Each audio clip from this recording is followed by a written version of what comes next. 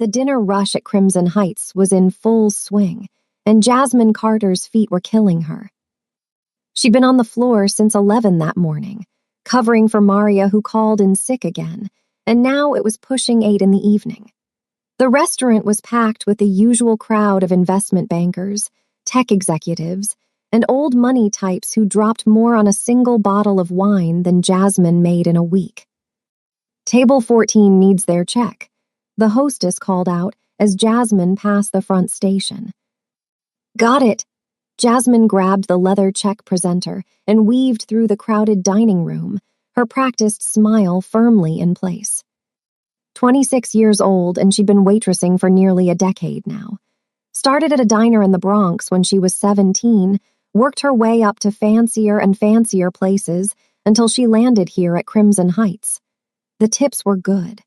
The clientele was demanding, and every dollar went straight into the savings account she'd opened for Terrence's college fund.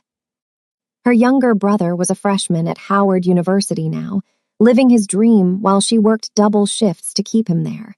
Their mother had passed away 14 months ago, cancer eating through her body faster than the doctors predicted. The medical bills had eaten through everything else: Jasmine's nursing school savings, the small life insurance policy, the emergency fund their mother had scraped together over 20 years of working 3 jobs. But Terrence was going to graduate. He was going to have the life their mother wanted for both of them. Jasmine would make sure of it, even if it meant working doubles until her legs gave out. She delivered the check to table 14 with a bright smile, collected the signed receipt with its generous tip, and was heading back to the kitchen when she noticed the commotion near the front. Marcus, the manager, was practically vibrating with nervous energy as he spoke to a tall man in an expensive dark suit. The man had the look of private security, the kind of subtle but unmistakable presence that said he could handle any threat that came his way. "The entire VIP section has been reserved," Marcus was saying. "Everything is prepared exactly as requested." Jasmine's coworker Destiny sidled up beside her. "Girl, you see who's coming in tonight?" "No idea. Some big shot." Destiny's eyes went wide. "Some big shot? Try the biggest. Word is it's some Korean businessman, mega rich, mega private. The kind of rich where nobody even knows exactly what he does, you know what I mean." Jasmine knew what she meant.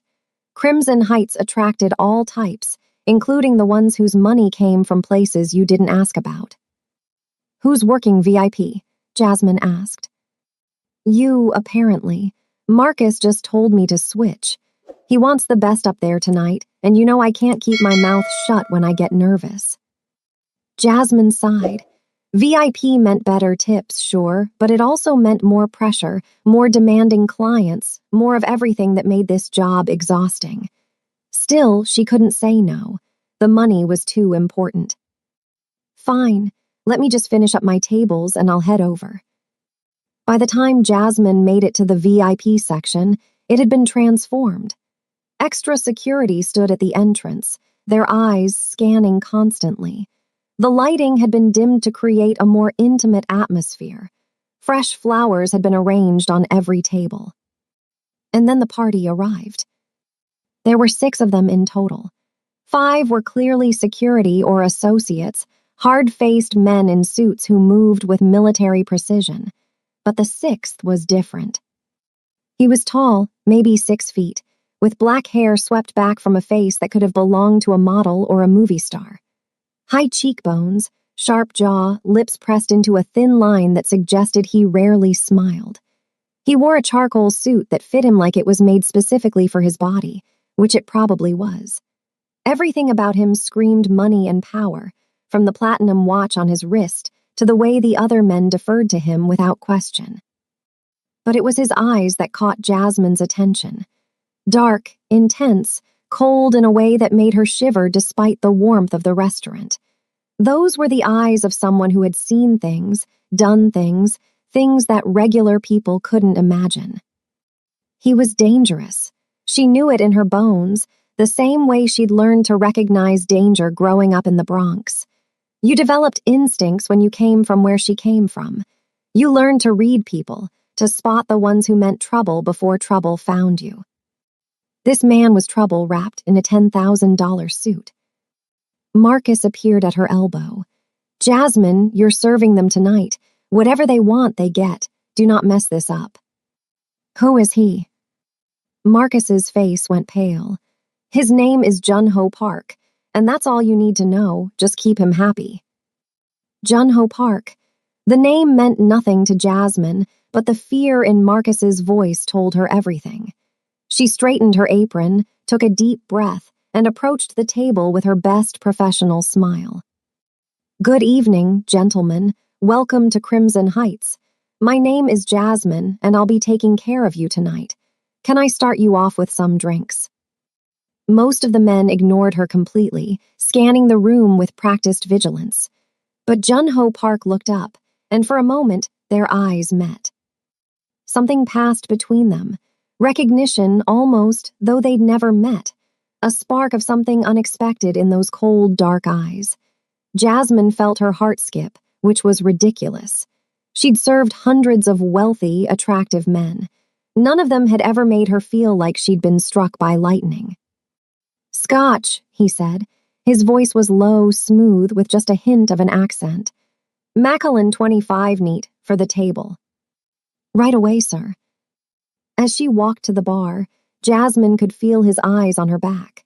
She told herself she was imagining it. The evening proceeded with surprising smoothness. Jun-Ho Park and his associates spoke in low voices, switching between English and Korean. They ordered food but barely touched it. The tension at the table was palpable, though Jasmine couldn't determine its source. She kept their drinks filled, cleared plates efficiently, and maintained a professional distance. Every time she approached, she felt Jun-Ho's gaze on her, tracking her movements with an intensity that should have been unsettling but somehow wasn't. At one point, she reached across the table to retrieve an empty glass, and her arm passed close to his shoulder. He inhaled slightly, and she could have sworn she saw his expression flicker, that cold mask slipping for just a second. Is there anything else I can get you, Mr. Park? She asked. The hint of a smile. You know my name. The reservation was under Park. Yet you addressed me personally. He tilted his head, studying her. Most servers simply call me sir. They're too afraid to use my name. Should I be afraid? The question was out before she could stop it. Jasmine internally cursed at her mouth, which had always gotten her into trouble. But Jun-Ho Park didn't seem offended. If anything, he looked intrigued.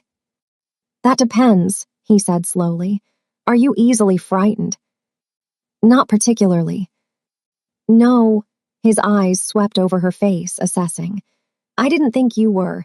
There's something about you, Jasmine, something different. Before she could respond, one of his associates leaned in to whisper something urgent in his ear. Jun-Ho's expression went flat, all trace of warmth vanishing. He gave a curt nod and turned away from her, dismissing her from his attention completely. Jasmine retreated to the server station, her heart pounding harder than it should have been. What was that about, and why did she care?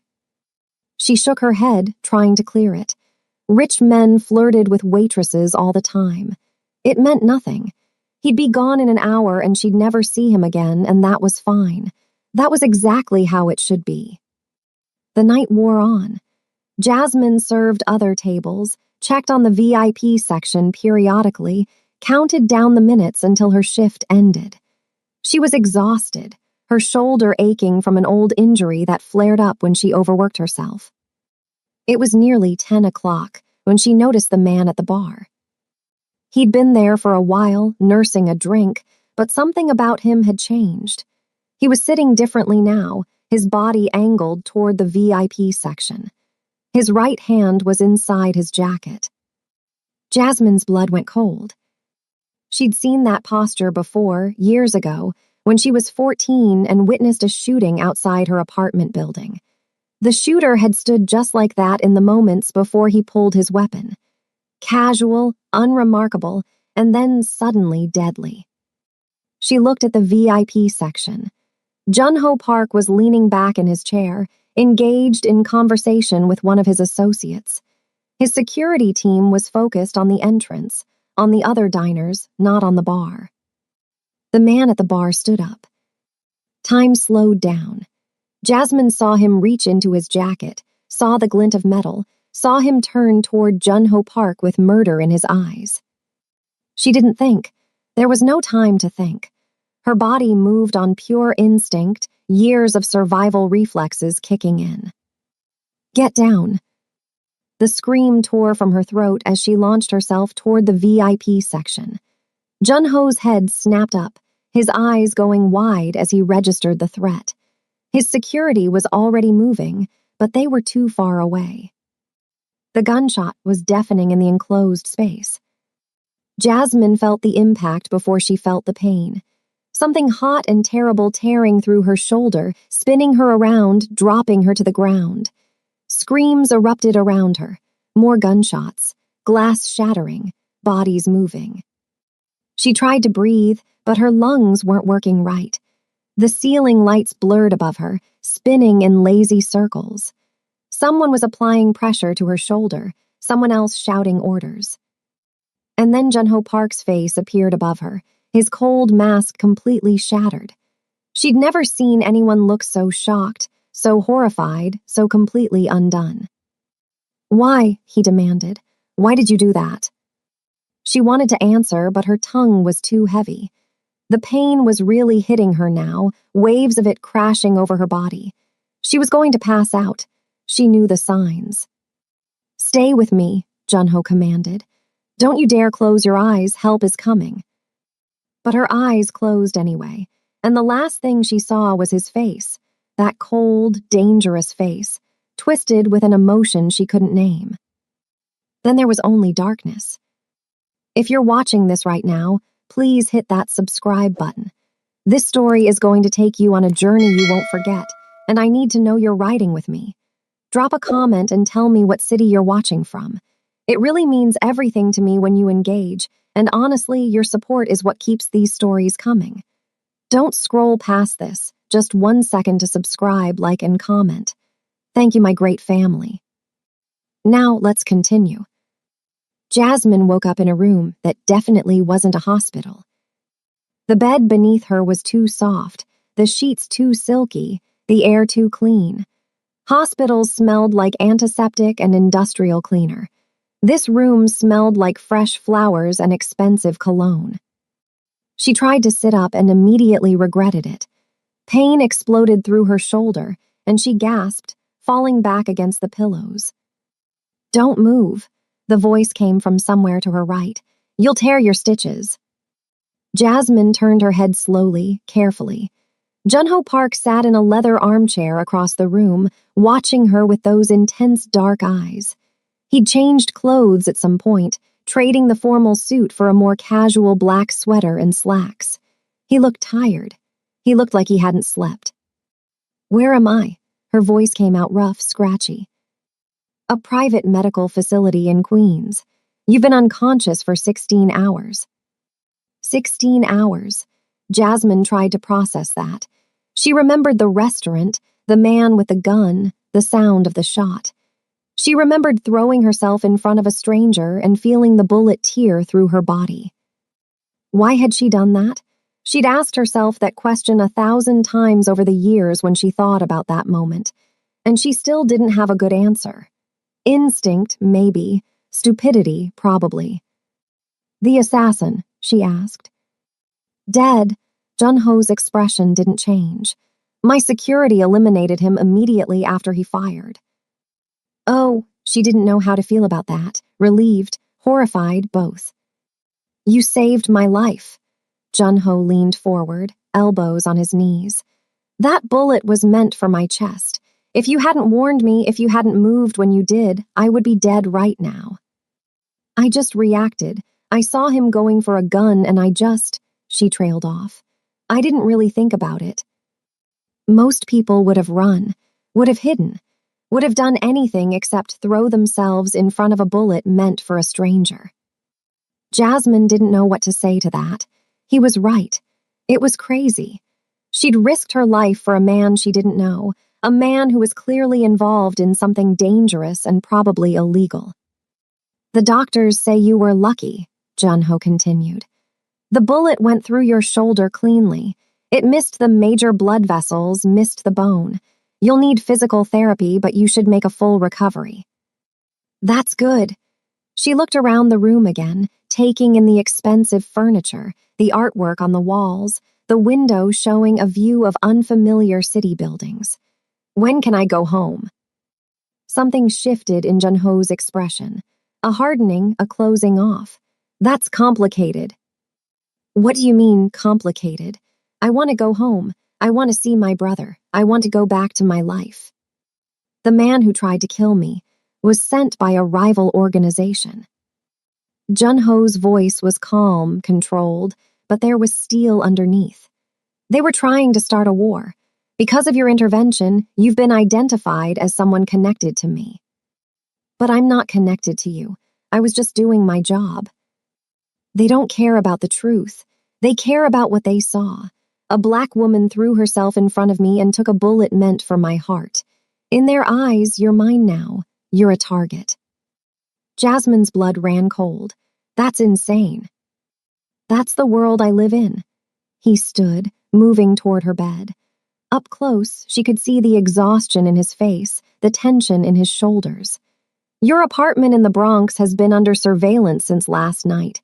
If you go back there, you'll be dead within 24 hours. You can't know that. I can, I do. He stopped beside her bed, looking down at her with those unreadable eyes. I'm moving you to my penthouse in Tribeca. You'll be safe there under my protection until this situation is resolved. I'm not going anywhere with you. Jasmine tried to sit up again, ignoring the pain. I don't know you. I don't know what you do or who these people are or why they're trying to kill you. I just want to go home. That's not possible. The hell it isn't. Junho's jaw tightened. You don't understand. The people who sent that assassin, they're not going to give up because their first attempt failed. They're going to try again. And next time they might come for you first, use you to get to me. Then tell them I'm nobody. Tell them I was just a waitress who made a stupid decision. It doesn't work that way. His voice was cold now, flat. In my world, debts matter. You saved my life. That creates an obligation I cannot ignore. Whether you want it or not, you're under my protection now. Jasmine stared at him, rage and fear battling inside her. This wasn't fair. None of this was fair. She'd been trying to survive, trying to make enough money to keep her brother in school, trying to get through each day without falling apart. And now, because of one instinctive moment of insanity, her entire life was being torn away from her. What about my brother? She demanded. He's at Howard University. He doesn't know anything about this. He'll worry when he can't reach me. I'll make arrangements. What kind of arrangements? Security, protection. If these people find out about your connection to him, he could become a target too.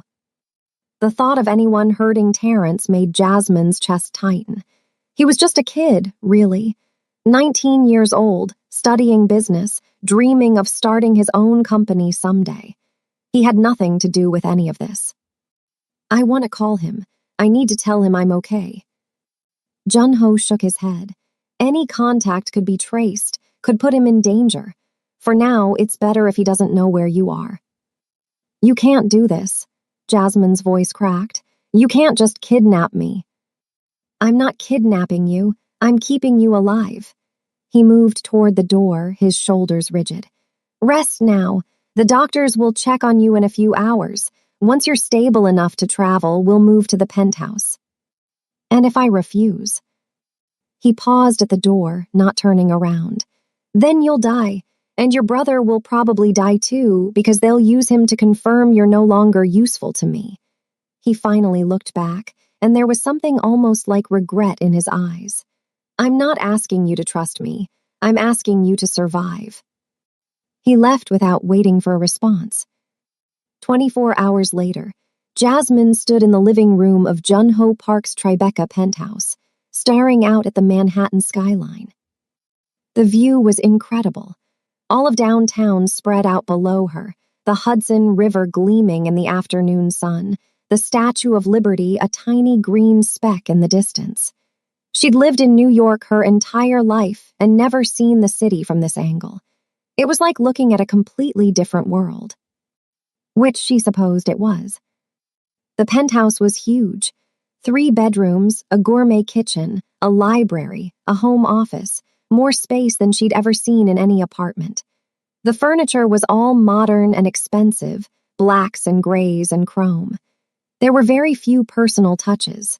No family photos, no artwork that seemed meaningful, nothing that gave any indication of who Jun-ho Park really was. Her shoulder throbbed beneath the bandages. The doctors had changed her dressings before she left the medical facility, given her prescriptions for antibiotics and pain medication, warned her to take it easy for the next few weeks. She was wearing clothes that someone had bought for her, since everything she owned was back at her apartment in the Bronx. Soft yoga pants, a loose sweater, expensive slippers. Everything fit perfectly, which meant someone had taken the time to figure out her sizes.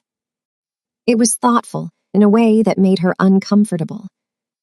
Jun-ho had been called away on business almost immediately after bringing her here. He'd introduced her to the security team that would be stationed in the penthouse around the clock, shown her to her room, and then disappeared. She hadn't seen him since. Fine by her, the less she saw of him, the better. But the hours crept by, and the anger that had sustained her started to fade, replaced by something worse. Fear, loneliness, grief for the life she'd lost. This morning, she'd been a waitress with a plan. Work hard, save money, get Terrence through college, maybe finish her nursing degree someday. Simple, achievable. Now she was a prisoner in a stranger's penthouse, a target of people she'd never met, cut off from everyone she loved. She pressed her forehead against the cool glass of the window and let herself cry for the first time since her mother's funeral. The first week was the hardest. Jun-ho was rarely there. He left early in the morning and returned late at night, if he returned at all. When they did cross paths, he was polite but distant, treating her like a guest he was obligated to host rather than a person he'd uprooted from her entire life. His staff was the same. A housekeeper came twice a day. A cook prepared meals that Jasmine barely touched. Security guards rotated through shifts with military precision. They were all respectful, professional, and completely unwilling to engage in anything resembling normal human conversation. By the 3rd day, Jasmine thought she might lose her mind from the silence. She explored the penthouse, more out of boredom than curiosity. The rooms were all immaculate and impersonal, except for one, Jun-ho's private library. It was smaller than the other rooms, tucked away at the end of a hallway she'd assumed led nowhere. Bookshelves lined every wall, filled with volumes in English, Korean, and other languages she didn't recognize. She found philosophy texts, classic literature, books on architecture and design. There was a comfortable leather chair in the corner, worn from use, and a small table with a half-finished cup of tea that had long gone cold. This was where Jun-ho spent his time, she realized. This was the only room in the whole penthouse that actually felt lived in. She pulled a book from the shelf at random. Marcus Aurelius, Meditations. The margins were filled with handwritten notes in elegant script. Some in English, some in Korean, all clearly made by someone who'd read this book many times and thought deeply about its contents. It didn't match. The cold crime boss with bodyguards and expensive suits, reading Roman philosophy and filling notebooks with his thoughts. It was like 2 different people inhabiting the same body. She put the book back and continued exploring, but she couldn't stop thinking about those notes. On the 5th night, Jasmine couldn't sleep. The pain medication made her drowsy during the day, but did nothing to help at night. She lay in the dark for hours, staring at the ceiling, before finally giving up and wandering out to the main living area. The lights were off, but she could see someone moving in the kitchen. She froze, heart pounding, before realizing it was Junho. He was cooking. Actually cooking, not just reheating something or ordering takeout. He had vegetables laid out on the cutting board, a pot simmering on the stove, and he was moving through the kitchen with the ease of someone who knew exactly what he was doing. She must have made a sound, because he looked up suddenly, and their eyes met across the darkened room. "Couldn't sleep?" he asked. "No," she stepped closer, drawn by curiosity despite herself. "I didn't know you cooked." "One of the few skills I have that doesn't involve violence." There was something almost like humor in his voice. "Sit, I'll make you something." She should have refused, should have gone back to her room, maintained the distance that kept her safe. But she was tired and lonely, and the smell of whatever he was cooking was making her stomach growl for the first time in days. She sat at the kitchen island and watched him work. "It's called doenjang jjiggi," he said, not looking up. "A Korean stew. My mother used to make it when I was a child. It's comfort food." "Your mother's still alive?" "She lives in New Jersey with my younger sister, Naomi." He added something to the pot, stirred. "I don't see them as often as I should." "Why not?" A long pause. "Because every time they look at me, they see what I've become. And every time I look at them, I remember what I could have been." Jasmine didn't know what to say to that, but something in his voice, a rawness she hadn't heard before, made her want to understand. "What could you have been?" He turned off the stove, began ladling the stew into bowls. "An architect. I was studying at Columbia when my father died, 1 semester away from finishing my degree." "What happened?" "He was murdered." Junho set a bowl in front of her, then sat across the island with his own. "A rival syndicate decided they wanted our territory. They killed him to send a message. I was 27 years old, and suddenly I was responsible for everything he'd built, for everyone who depended on our family." "So you took over?" "I had no choice. My mother, my sister, hundreds of people who worked for my father, they all needed someone to protect them, to lead them." He picked up his spoon but didn't eat. "I never wanted this, but want doesn't matter when people's lives depend on you." Jasmine thought about Terrence, about dropping out of nursing school to pay their mother's medical bills, about working double shifts until her feet bled so he could have the future he deserved. "I understand that," she said quietly. He looked at her then, really looked at her, and something shifted in his expression. "Tell me about your life before all this." So she did. She told him about growing up in the Bronx, about her mother working 3 jobs to keep food on the table, about Terrence being born when she was 7 and becoming the best thing that ever happened to their family. She told him about nursing school, about the dream she'd had of helping people, about watching that dream slip away when the cancer came. "I was 1 semester away too," she said with a bitter laugh. 1 semester from finishing, and then everything fell apart. "I'm sorry." "Don't be, it's not your fault." "No, but I'm the reason you can't go back to that life now."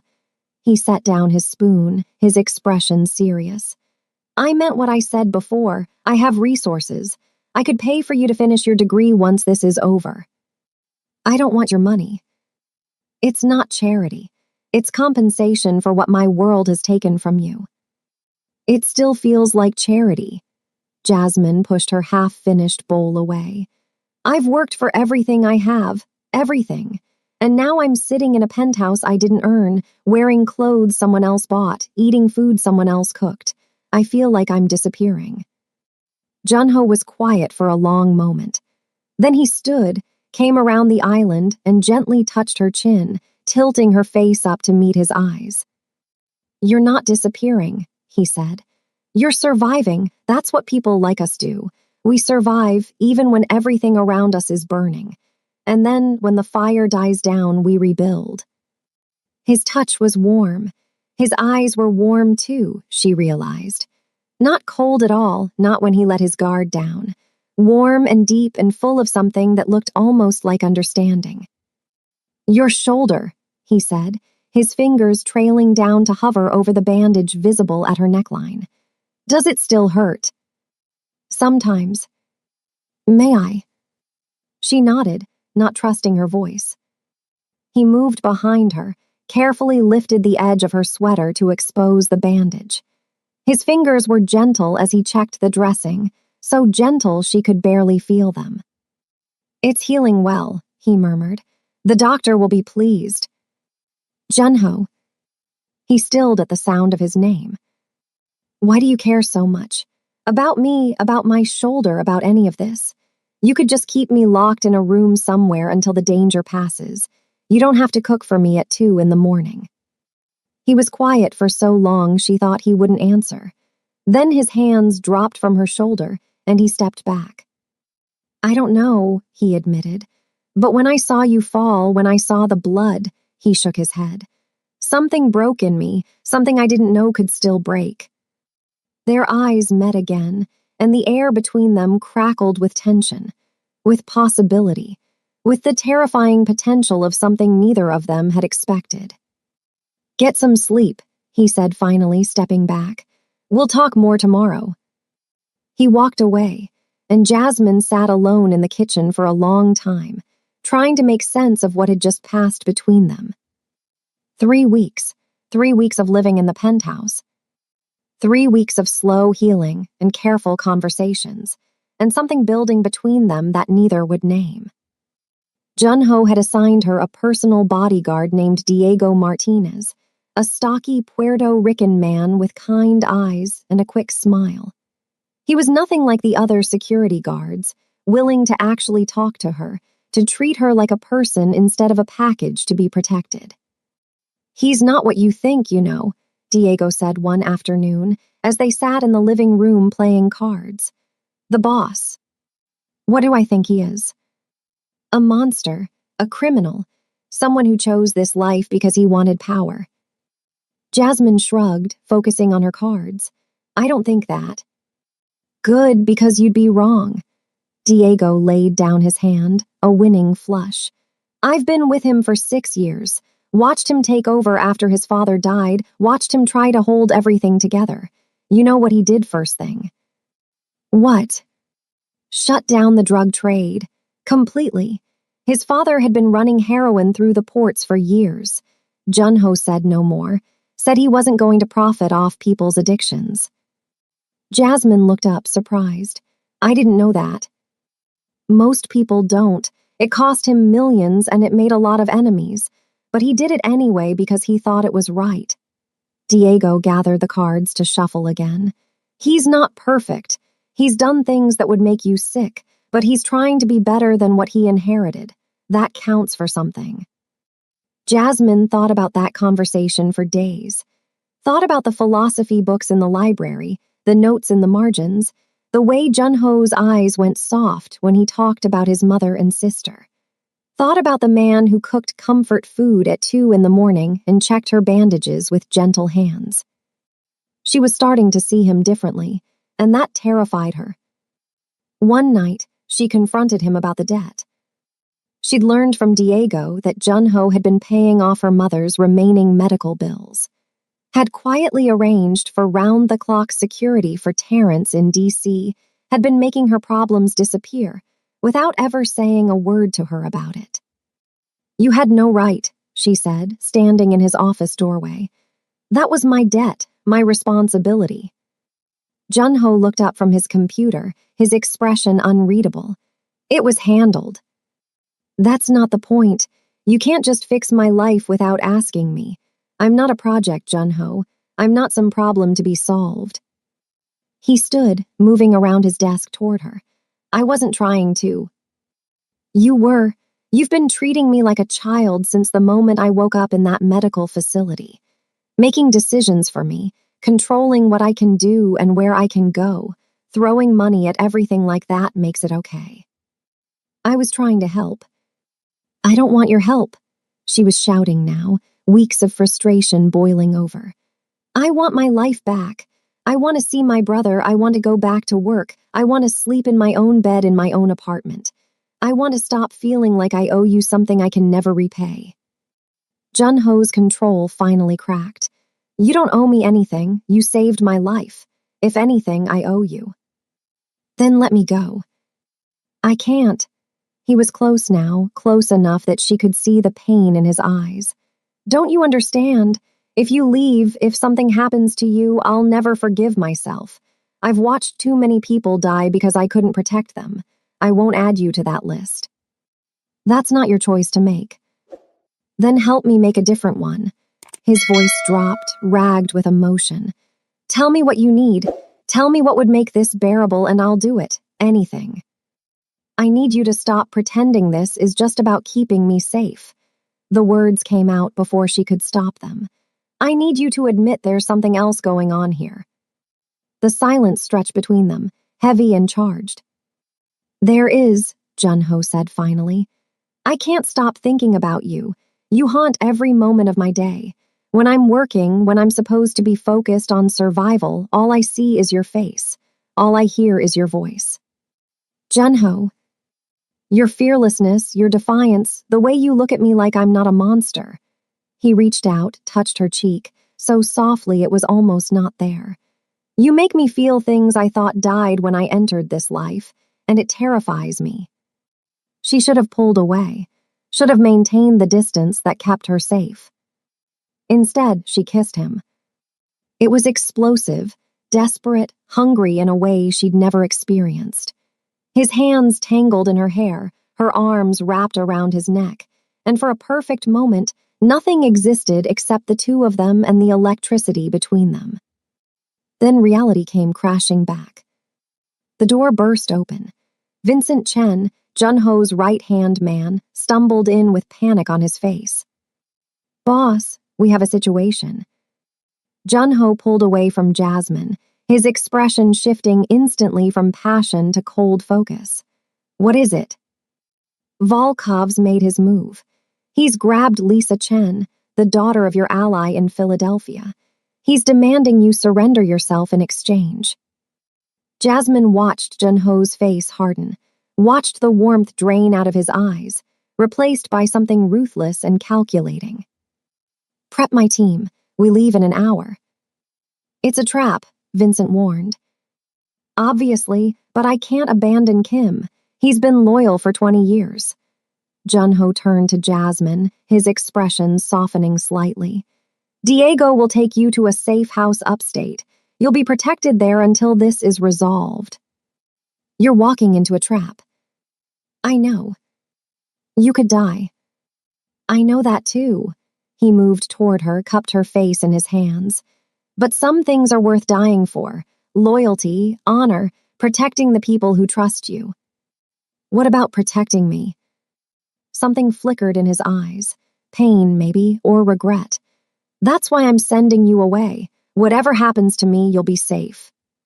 She wanted to argue, wanted to scream at him for being so stupid and noble and willing to throw his life away. But she could see in his eyes that his mind was made up. Promise me you'll come back, she whispered. I can't promise that. Promise anyway. He kissed her instead, deep and fierce and full of everything he couldn't say. Then he pulled away, and the cold mask slid back into place. Diego, get her out of here. He was gone before she could say goodbye. The safe house was in the Catskills, a rustic cabin hidden deep in the woods. Diego, along with two other guards named Parker and Mitchell, drove her there in an armored SUV that night.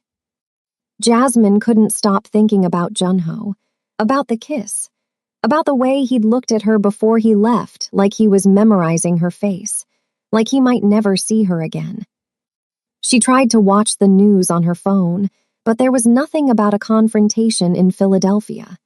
Either it hadn't happened yet, or it was being kept quiet. He's going to be fine, Diego said, reading her expression. The boss is tough. He's survived worse than this. Has he? Diego's hesitation told her everything. The first night passed without incident. Jasmine barely slept, startling at every sound from the woods outside. By morning, she was exhausted and irritable, packing the cabin like a caged animal. The second night, everything went wrong. Parker received a phone call around midnight. He stepped outside to take it, was gone for about 10 minutes, then came back in with a strange look on his face. "Everything okay?" Diego asked. "Fine, just my girlfriend." But something felt off. Jasmine noticed it first, the way Parker and Mitchell kept exchanging glances, the tension in their shoulders. She caught Diego's eye and saw that he'd noticed it too. She was in the kitchen, reaching for a glass of water, when she heard the click of a safety being released. "Don't move." Parker's voice was ice cold. "Either of you." Jasmine turned slowly. Parker and Mitchell had their guns drawn, aimed at Diego. "What the hell is this?" Diego demanded. "Sorry, brother. Better offer came along." Parker shrugged. "Volkov's paying triple what the boss pays, and he's going to win this war. Might as well be on the winning side." "You piece of." Parker fired. Diego dove sideways, the bullet grazing his arm. He rolled, came up shooting, took out Mitchell with 2 quick shots. Jasmine grabbed the knife from the kitchen counter and threw herself behind the island as gunfire erupted around her. Diego was hit. She saw him go down, blood spreading from his chest, but he kept shooting, kept fighting. Parker advanced, gun raised, ready to finish him off. Jasmine moved without thinking. She grabbed Diego's backup gun from the floor and fired, hitting Parker in the shoulder. He spun, shocked, and Diego used the distraction to put 2 more bullets in his chest. Parker crumpled. The cabin fell silent. "Diego!" Jasmine scrambled to his side, pressing her hands against the wound in his chest. "Stay with me, stay with me." "Get out of here," he gasped. "There could be more." The front door exploded inward. Jasmine raised the gun, ready to fire, but froze when she saw who was leading the assault. Vincent Chen, with a team of Junho's men. "Clear," one of them shouted. Vincent rushed to Diego's side, took in the scene with sharp eyes. "What happened?" "Parker and Mitchell," Jasmine said. "They turned. They were working for Volkov." Vincent's expression went dark. "Get Diego to the hospital, now." He turned to Jasmine. "You're coming with me. There's a new safe location in Westchester." "What about Junho?" The silence that followed was the worst sound Jasmine had ever heard. "The operation in Philadelphia went bad," Vincent said finally. "The building where they were supposed to meet, it exploded. We found the boss's car destroyed, but no body." "No body" means he could be alive. Or it means there wasn't enough left to find. Jasmine's legs gave out. She collapsed against the wall, unable to breathe. Not Junho, not after everything. Not after she'd finally let herself feel something for him. "We're not giving up," Vincent said. "We're still searching. But right now, my priority is keeping you safe." Those were his orders. He made me swear before he left that no matter what happened to him, you would be protected. He helped her to her feet, guided her out of the cabin, into another armored vehicle. The drive to Westchester was a blur of grief and shock and desperate hope. Alone in her new room, surrounded by guards she didn't know, Jasmine finally let herself fall apart. She cried until there were no tears left, until her throat was raw and her eyes were swollen. Junho couldn't be dead. He couldn't be. She refused to believe it. But as the hours passed with no word, hope became harder and harder to hold on to. 3 days of silence. Vincent had taken over operations, trying to hold Junho's organization together while hunting for the mole who had fed information to Volkov. The security around Jasmine had tripled, but she barely noticed. She moved through each day like a ghost, going through the motions of eating and sleeping without actually being present. On the 4th night, her phone buzzed with a message from an unknown number. "Trust no one. Vincent is the betrayer. Get to Grand Central Terminal, track 34 tomorrow at noon. Come alone. Jay. Jasmine's heart stopped. Jay, it had to be Junho. He was alive. He had to be alive. But the message said Vincent was the traitor. That didn't make sense. Vincent had saved her life at the cabin, had been coordinating the search for Junho, had seemed genuinely devastated by his disappearance. Unless it was all an act. Unless Vincent had been playing them from the beginning. Jasmine spent the night going over everything she knew. The assassination attempt at the restaurant, the ambush in Philadelphia, the traitors at the safe house. Someone high up in Junho's organization had been feeding information to the enemy. If that someone was Vincent, it would explain a lot. But what if this message was a trap?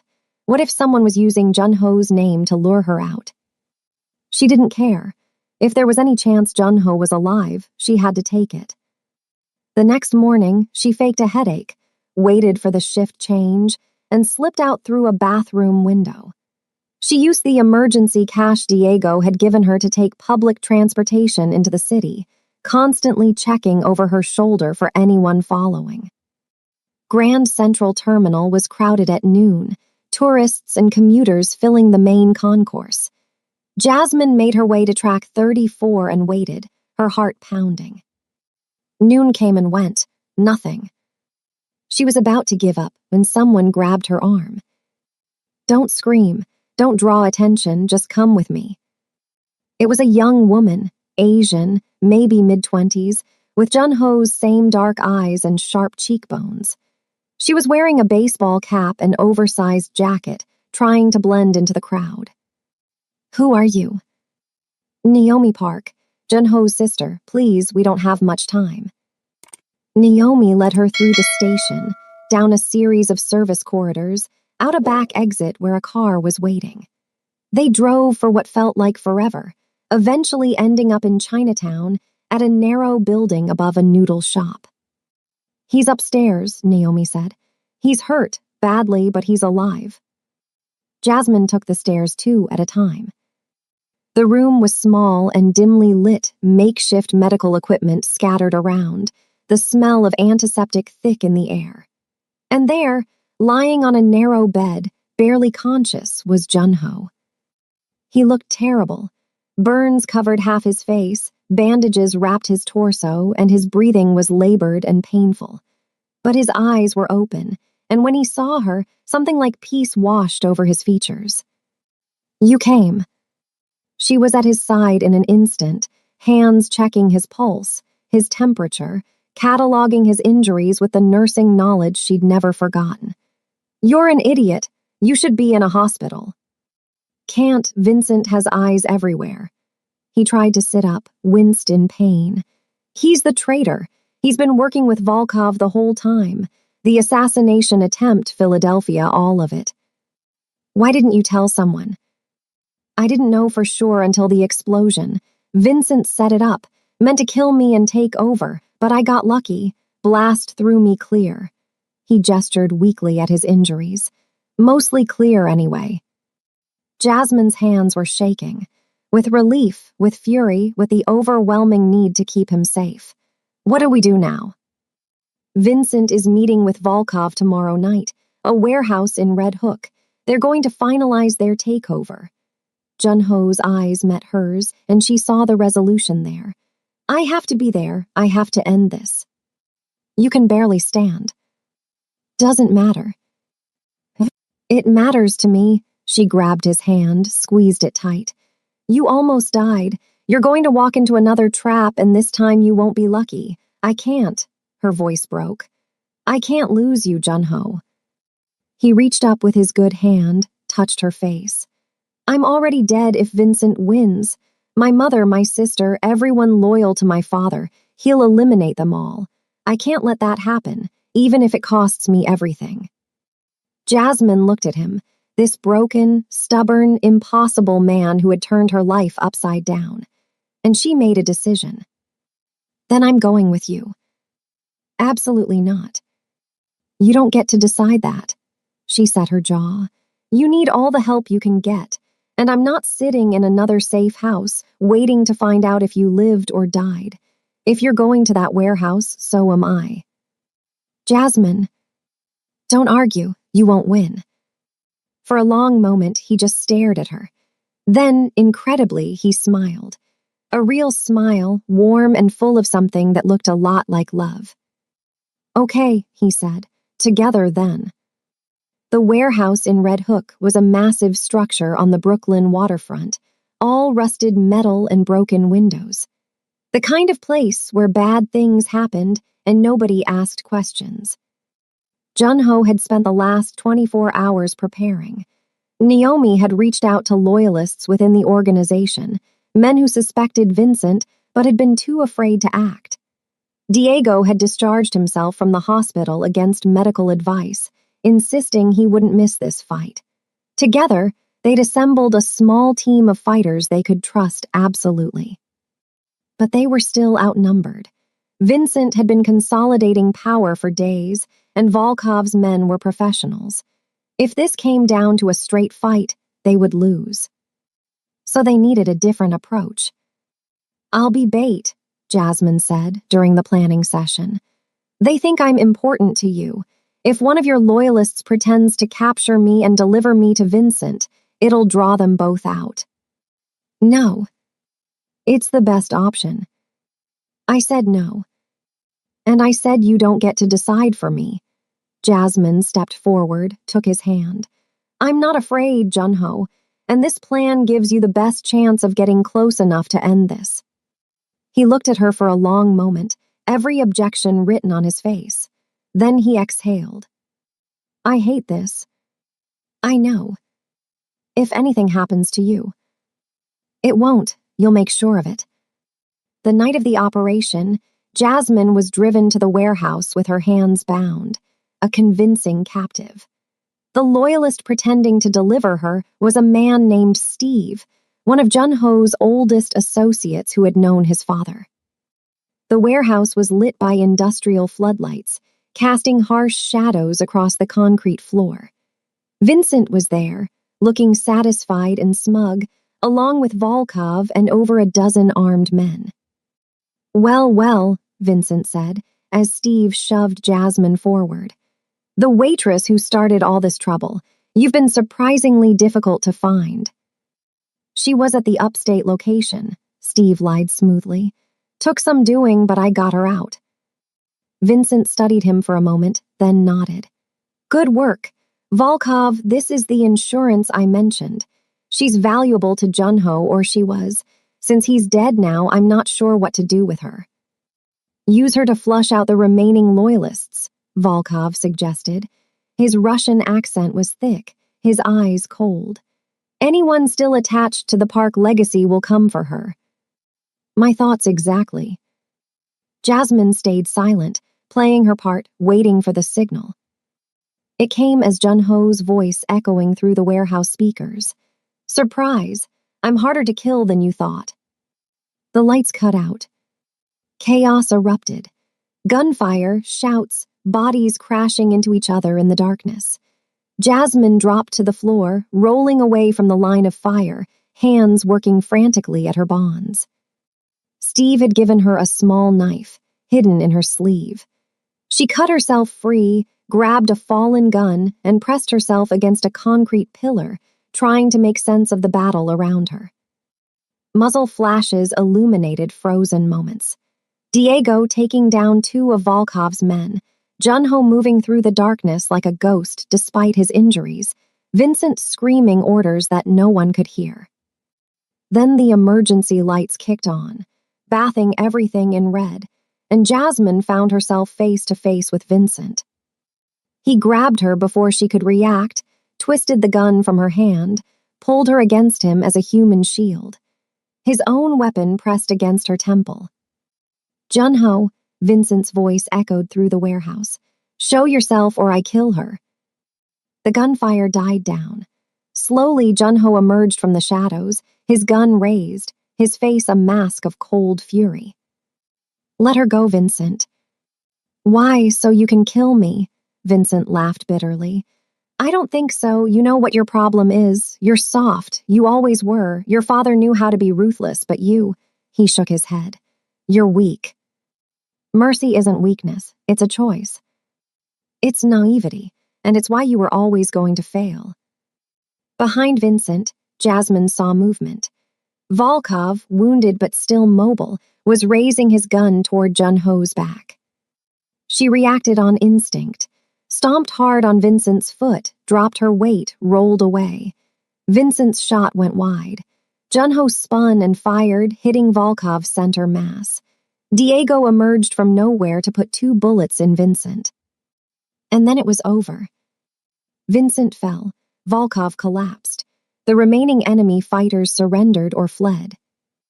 Junho stood in the center of the warehouse, swaying on his feet, his gun still raised. Jasmine ran to him just as his legs gave out, catching him before he hit the ground. "You're okay," she said. "We did it, it's over." "Jasmine," his voice was fatting. "Stay with me, just stay with me." Sirens in the distance. Help coming. She pressed her hands against his wounds and prayed to anyone listening that she hadn't saved him twice just to lose him now.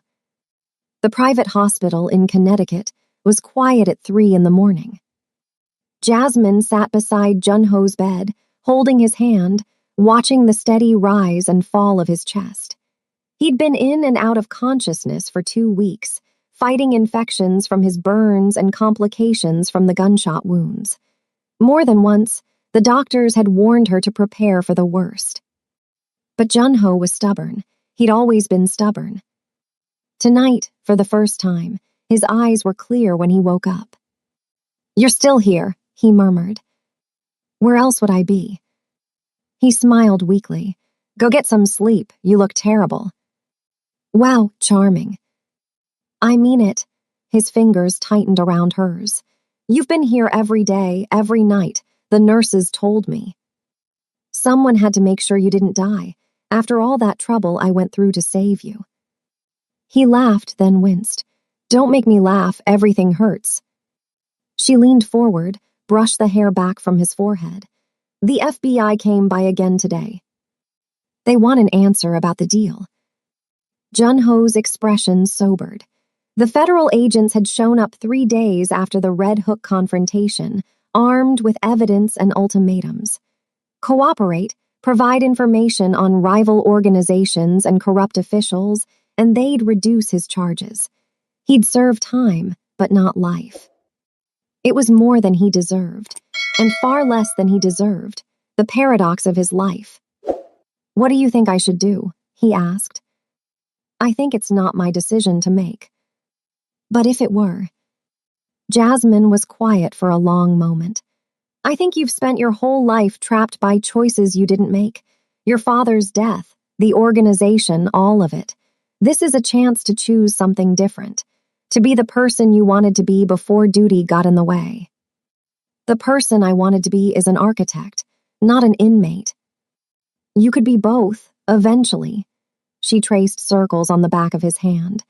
"Your sister came by yesterday. She said she's tired of living in fear, your mother too. They want this to end. They want you to have a life outside of this." "And what about you?" His eyes searched her face. "What do you want?" "I want you to be free, really free, not just out of prison, but free from everything that's been weighing you down." She brought his hand to her lips, kissed it gently. "I'm going back to nursing school, finishing my degree, building a life I can be proud of. Whatever you decide, I'll be okay.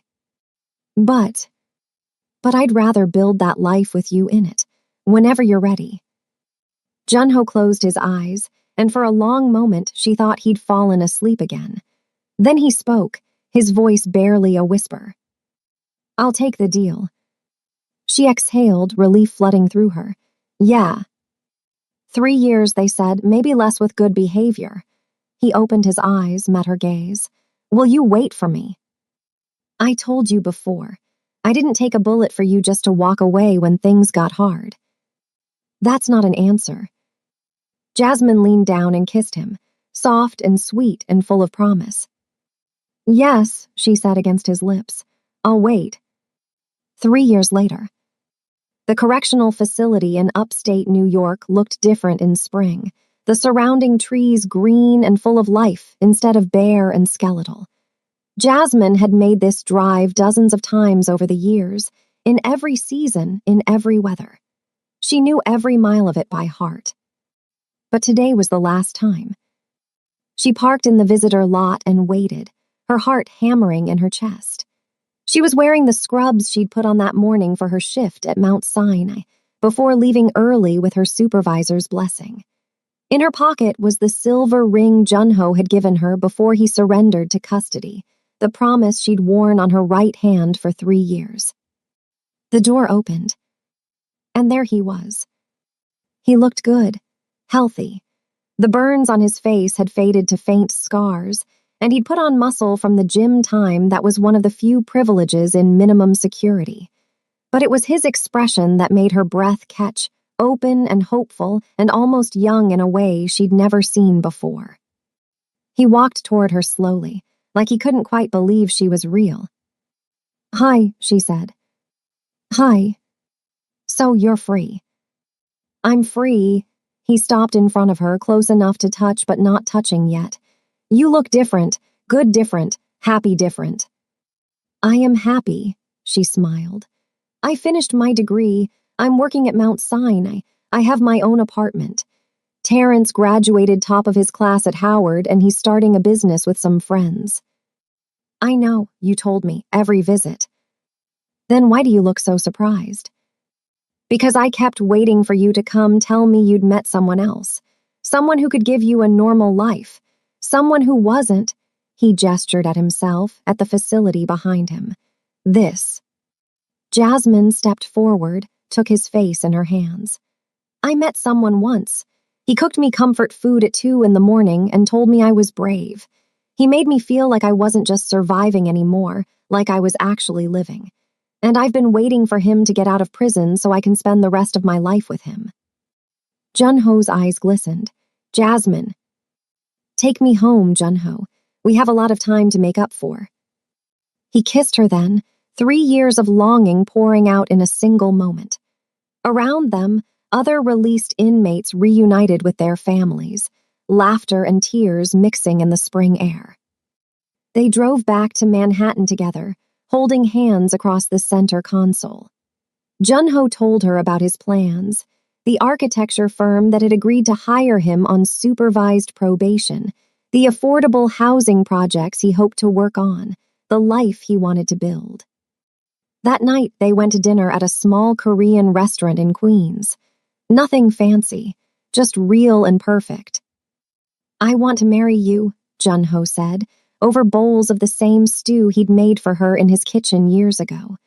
"I know there's still a lot of work to do for both of us, but I don't want to wait anymore. I've waited long enough."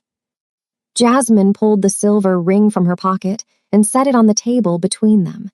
"Then stop waiting." He picked up the ring, looked at it, looked at her. "Is that a yes?" "It's been a yes since the night I threw myself in front of a bullet for you." She held out her left hand. "Now put it on the right finger this time." He did, and then they were both crying and laughing and holding each other in a restaurant booth, while the other diners tried not to stare. They walked through Central Park as the sun set, hands intertwined, talking about everything and nothing. At a specific bench, Junho stopped and pulled her close. "This is where I used to come when I was at Columbia," he said.